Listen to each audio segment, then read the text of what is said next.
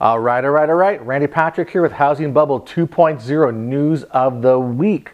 Hope everyone's doing well for Friday, December the 7th, 2018. A lot on the go. Once again, the housing world. We've got a few topics we're going to talk about today.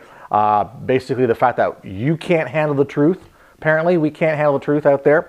Massive changes in the housing markets. And we're talking about the Q3 home flipping report. So listen, a lot of people can't handle the truth, or apparently a lot of people think we can't handle the truth, all right? Depends on your perspective here. But the whole point is people don't want us to believe that we have a housing bubble going on here. Or maybe, they just think that either they don't believe it themselves, or they're telling us that there's not a housing bubble, or they don't want us to believe there's a housing bubble for various reasons, okay? There are groups that are still predicting that the properties will continue to appreciate in 2019 and 2020, all right? Freddie Mac, for example, just had a report on housing supply, and I'm going to quote part of that right here. It says, housing stock is well below the requirements of the market in the United States. The continued shortage in housing supply will result in sharp rise in home prices and rents, outpacing incomes and drastically affecting the household formations. The research pointed out that challenges in housing supply will continue to be an issue for many years to come. Now, I go back to the whole result in a sharp rise in home prices and rents. Did they write this report back in January or last year? Because haven't we just gone through how many months and we peaked in the summertime? If you look at the Case-Shiller Home Price Index report, we were 11.5% above the 2006 previous housing bubble peak prices. Okay, so I think we've gone through a sharp price. I think and know that we've gone through a pretty significant increase in rental rates across the country. A lot of renters can tell you that. They're feeling the pinch right now. So, and are we not seeing more inventory on the market right now? I think over the past couple of weeks and some of my videos, I'm sort of stating the fact that we're seeing it right now. And we're not talking little bits of inventory. We're talking significant amounts. So I don't know where these guys are coming from and what reports they're looking at. As I said, it seems that they're always about 6 months to a year behind the reality in the real estate market. So, I mean, why even listen to them as far as I'm concerned? I do think it's funny, though, when I hear these reports. So, again, is it really designed that, are they talking educationally to us about the future, or are they trying to send a message that the masses and the sheep will say, oh, yeah, we're going to have a good year next year, I'm going to buy a house, et cetera, et cetera. I mean, let's get real here. I think people are catching on, all right? We're not stupid. We're catching on. We know it's going on in the market as much as everybody wants to deny it, which is kind of funny. And they also say that about 2.5 million units is what we're going to need, that we're short right now for these inventory problems in the years to come. We're going to need 2.5 million more units out there to take care of all this needed inventory. I don't know where they get the number, but that's a calculation they've made. As I said, looks like they're about 6 months to a year off on what's really going on. So now if you want to hear some of the numbers, the truth of what's really going on out there, look at what we got for you here. So New York City and Manhattan, the high-end homes and condos, well, there's an oversupply of condos in New York City and Manhattan. Expectations of 1,775 new units will have hit the market by the end of this year. So inventory rose 15% in the third quarter, been a significant drop in international buyers. I call that flight capital. So a lot of money is leaving other countries to buy high-end properties in the U.S. here. They do West Coast, they do East Coast, they do the South, all right? It's money that's leaving other countries. They want to get their money out before it's stuck, and they can't do that. Well, a lot of these countries now don't like that. They're putting pressure on the U.S. and places like Canada as well, too, in the fact that they want reports from, title companies, from the U.S. government, from the IRS, identifying, who's, buying these massive places, where's this money coming from? Even our own government is concerned about, I guess you say, money laundering and things like that. So they want to make sure if people are buying expensive properties through different entities and LLCs, etc., that then they can prove where the money has come from. It's not money laundering or illegal money, wherever. That's the whole point they're talking about here. But again, also rising interest rates. The sales are down by double digits. People are actually selling their high-end properties at a loss so they can get out now, not take further losses. Depending, they've done 10 years of a great sort of ride in New York City, the condos, the building, the whole bit. Median sales price for a home dropped by 4.5% third quarter. It dropped 9% for a condo in the same time period. All right, so we're seeing some erosion, some issues happening in the major city of New York. San Francisco Bay Area. All right, it's happening, people. The bubble is popping, bursting, crashing, whatever, right in front of our eyes. All right. The median price for a single-family residence, SFR, fell to $1.435 million in November. That's down $265,000 or 15.5% from its February peak. All right, that's a pretty steep slope going from February to November, losing about almost 16% there, or $265K. A lot of money, okay? Many counties in the Bay Area are now reporting year-over-year declines, and only a couple had very, very small appreciation. So San Mateo had 1% appreciation, Alameda County 2.3, Napa County 1.8. The rest of the counties in the area actually saw drops, 1%, 5%, 6%, whatever it is. So we're seeing the market shift in the Bay Area right now. We're seeing actual losses, all right, and year over year, and now we're seeing a lot more inventory come on board, and we're seeing some massive price declines as well too. San Jose, for example, highest jump in active listings, 160% year over year. So that's a huge number to jump in your active listings. The Seattle area, so King County median home price fell to $644,000 in November. That's down from $726,000 in the spring, approximately 12%. Countywide, the number of homes that that jumped on the market was 114% year over year. That's pretty big. And if you just go to the city of Seattle itself, it saw a 177% increase, and the actual sales are down 19%. So again, we're talking over 10% decline in values or median sales price. Okay, so that's pretty significant, and we're seeing triple-digit increases in inventory and listings. So that's going to amount to what? Maybe 20 to 25% decrease overall in the future, if not more. We'll keep our eye on it. Denver, Colorado. Okay, inventory increased 46% year over year in November. They had a spike of active listings of 122%. And also, they had what I would call the largest active listing median price reduction or drop in the country at 12%. So that's pretty significant. So basically, the actual, if you average it all out, the median price went from here to down here 12%. That's a pretty significant drop. And that's on your listing price. So we all know that whatever it's listed at, typically sellers are going to offer less than what's listed. So predict the sales prices to be even less than that. All right.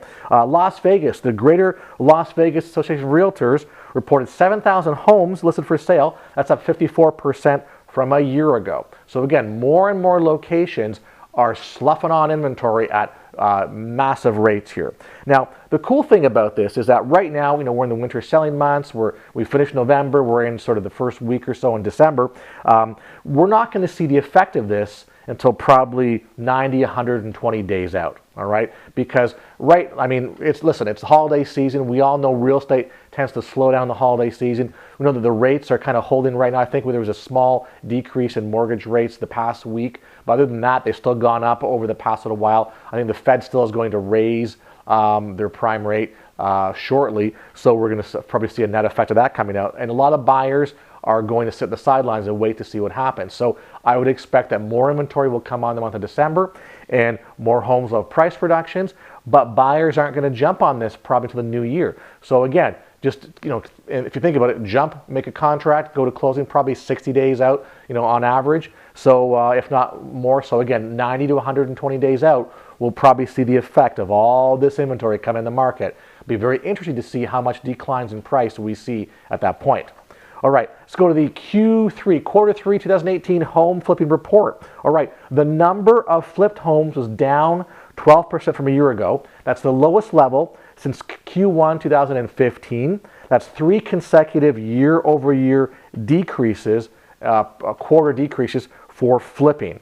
And to top it off, the average home flipping return fell to a 6.5-year low. So home flippers, they're flipping less and they're making less money on their flips. There you go. Arizona, Tennessee, Nevada, Alabama, and Maryland had the highest home flipping rates, so the amount of homes flipped per capita there. And just as a side note, which is kind of interesting, the share of flips that were sold to FHA buyers also hit a 10-year low And if you think about that, going, well, why is that? Are home flippers who are trying to sell are trying to maximize their number? And again, I look at FHA buyers as being low down payment, so therefore there's not as much play on price, or they can't move too much on price. So basically, they're probably being pushed to the side by their buyers with cash or much better financing or more down payment. That's probably what's happening right now, or they're being outbid. But interesting to note that, again, 10-year low for FHA buyers buying flipped properties. Now, other interesting information in the report. Now, the median year that the home was built. So obviously, you flip homes, the home has a certain age. Well, the median home age was built in 1978. That's the third consecutive quarter that median home age has actually dropped.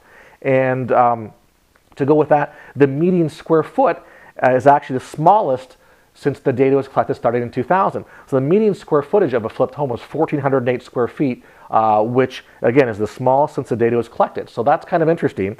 And also another sort of point here, which sort of brings it all together, is that the number of flips per entity is at an 11-year low. So again, flips per entity, 11-year low. What that means is if you're going to fix and flip a property, you're not going to take it in your own name. You're going to put it in a corporation, an LLC, whatever you're going to do. Some entity, some structure, for proper tax, accounting, protection, legal, whatever you're going to do. You can figure that out on your own, obviously, or other reasons why. But so the flips per entity are down, which again comes back to all these things. Low inventory, you can't find homes to flip. High prices, can't find homes to flip, are not going to pay that high price. Materials are up, skilled labor is not available. So it's making it, the nature of the business today and the market today, it's harder to flip a home, and clearly it's harder to find a home to flip. And we can see that the flippers are buying older homes and smaller homes, which means that you have this kind of avatar, this profile of a home you want to flip. And when I started doing the work in the business, everybody wanted a 3-bedroom, 2-bathroom concrete block home that was 1,500 square feet. That was this is your optimal avatar flip property. Well, guess what? A lot of those homes are gone. They've been flipped. They're retailed out, whatever it is, owned by hedge funds, whatever the numbers are. So when you don't have that avatar, you have to change your profile to continue with your business. So we see a result of this right now. So again, decrease in volume, decrease in returns, just everything is, older homes, smaller homes. So the flippers are having to change their model to get homes to flip and make money. Very interesting here. So what does this all mean? Well, it's the market, right? So the market's been very tight.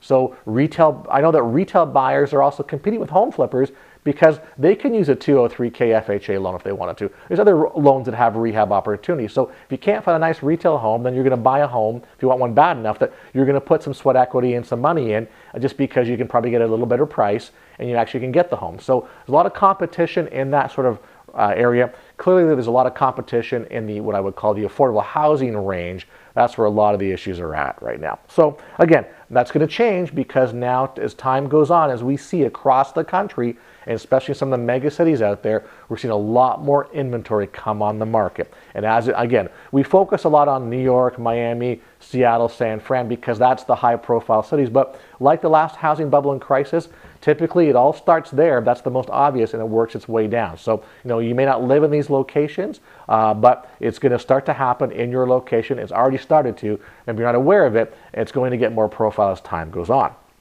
So to summarize all this information, okay, we have been in a bubble, all right? It's starting to pop. If you don't believe me, go look online, go look at The Economist, look at the videos that are out there also on YouTube.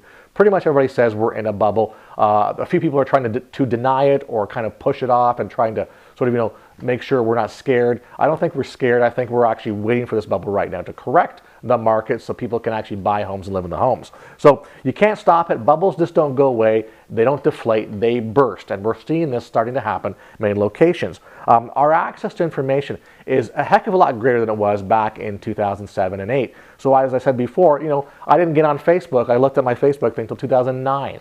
And we actually had a service to show us how to do it. So I mean, I think where we are today with internet, blogs, more reports, social media, YouTube, all the things that are out there, we can see and hear and learn a lot more information than the government, than the lenders, than the home builders, the real estate companies actually think that that we can.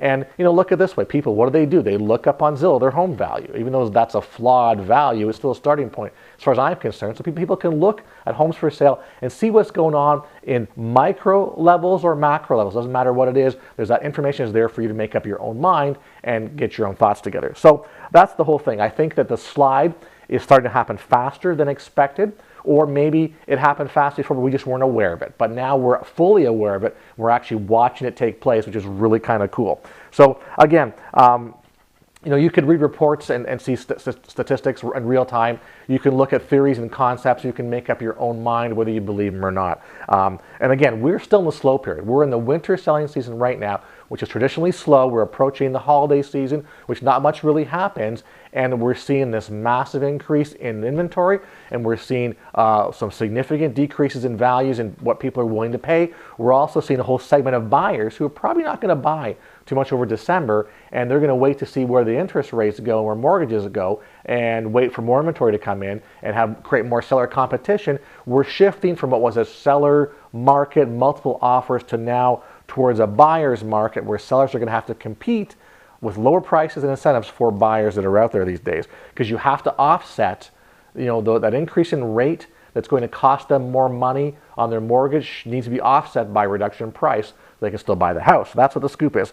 We're going to see a lot more desperate people in the future. Again, things will be quiet over the holiday season now. Once January hits, we might see people putting more inventory in the market. We might see more price reductions. People who wanted to sell and sort of thought they needed to hold on to get even, I'm going to sell next spring in 2019 and get even a better price. Well, they're probably regretting that right now, because that sort of June, July, August selling season is all over, and we're not going to see that again, folks. So that's the scoop. I expect more defaults. I know where we are in Florida, our defaults are up big time. Our defaults increased from 2016 to 2017 and from 2017 to 18 right now. In many counties, the majority of the counties, at least I look at, the most populated counties across the state, the default rates are up over 50% from where they were in 2017. So again, if the economy is that great, if people have got jobs, why do we see these trends happening and they're not being spoken about in the news and the media? There you go. So prepare to take advantage of it, all right? That's what I'm doing.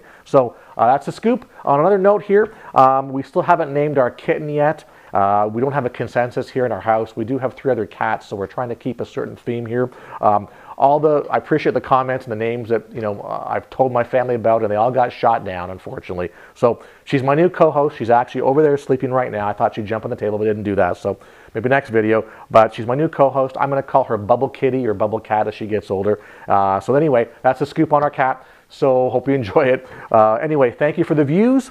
Thanks for the comments. I do find them interesting. I try to respond as best as I can. If you like what you hear and you haven't subscribed, please do so. More content, more news, more cool stuff in the future coming out. Again, we'll talk next week because things are happening so fast. So again, happy house hunting, or happy saving your money for a better buy in the near future. Take care. We'll talk to you soon.